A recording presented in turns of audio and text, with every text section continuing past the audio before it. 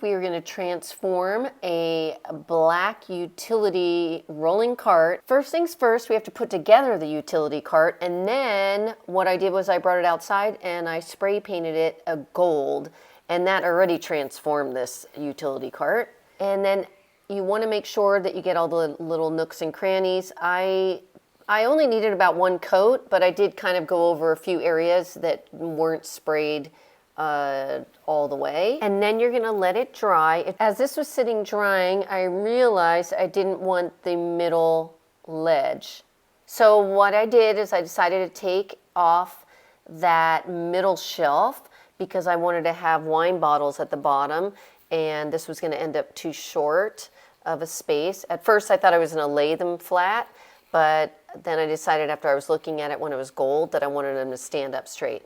So after you do that, we are going to grab some placemats that I found, and these were kind of like a woven placemat, and I folded it in half, and that just seemed to be the perfect size for this. You'll just have to measure your cart, whichever one you get, and then we're going to glue that onto each shelf so that we can disguise the mesh metal that was with the original cart, and then just grab some hot glue and secure that. And then this was a little long, so I cut that off at the end, and we're gonna keep that little piece that we cut because we're gonna use that for measurements for some other pieces. So there's that little piece again, and then we're gonna take the other half of the mat and then cut that off. And that makes it a perfect length for that shelf, and then glue that in. And then I found these wooden rings, and I thought, hey, that would look really cute to embellish it and kind of transform this so it disguises the fact of what this actually is. So I hot glued those, and I use Gorilla Glue hot glue, and it never fails me. It holds really strongly.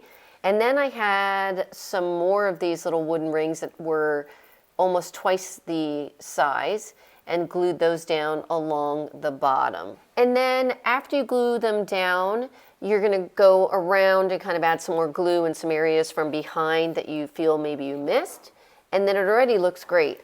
Now we're gonna grab some white paint, and we are going to put that on the handles at the top on both sides. And this is not what it's gonna look like at the end, that's just the beginning.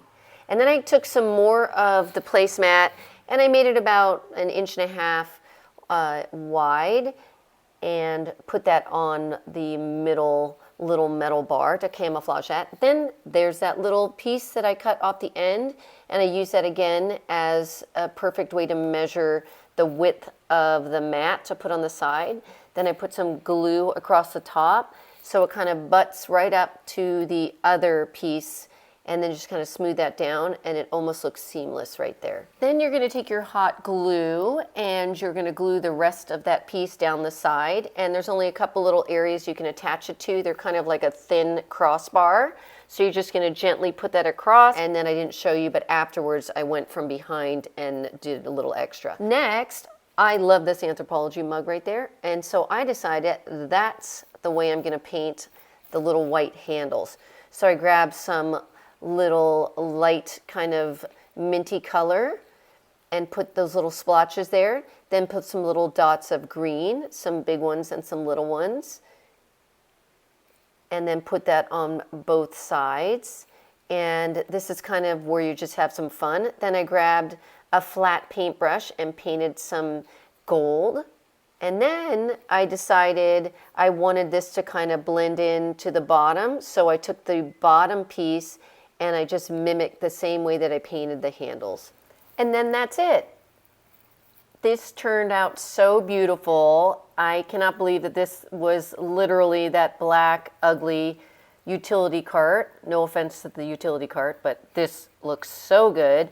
And I could also see this not just for wine, but it could be a coffee cart. And there's so many possibilities of the way you could paint this. I could see it all in like one color tone, like blue and white. I can see it very neutrals. It's just whatever your style is. And I hope I inspired you to try this DIY for yourself. This is a great dresser, right? But what good is a dresser if you have no use for it? I used 2 of the drawers for another project and then decided to make something useful with the rest of the dresser. I removed the top drawer runner by cutting it with a handsaw. Then I knocked the side pieces out with a hammer.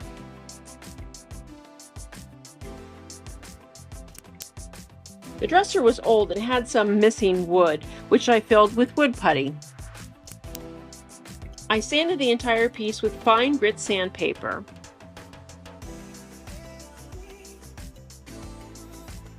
And I wiped everything down with a damp cloth to remove the dust. The dresser sat too low, so I wanted to add legs. Using a leg top plate, I measured and cut pieces of 1 by 4 inch pine to size. I screwed the leg top plate to the pine, making sure that it was centered. I nailed those pieces in place, then screwed in the new legs, which were purchased at Lowe's.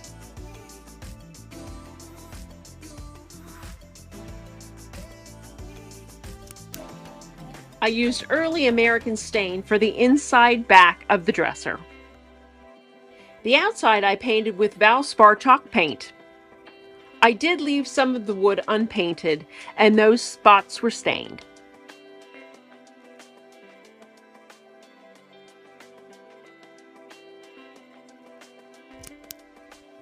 I wanted to add a shelf, so I measured the inside and cut a 3/4 inch piece of plywood to size.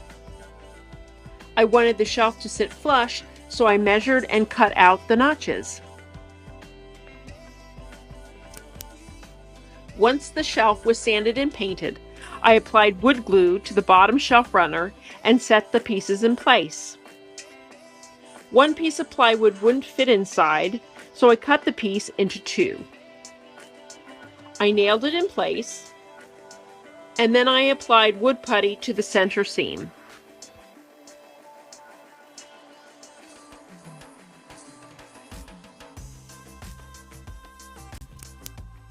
I replaced the trim that I had cut off and then put in the lower drawer.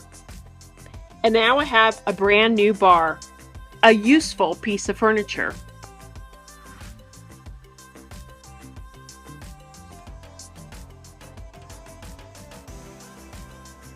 With a coat of wax and new knobs, this bar is ready for a party.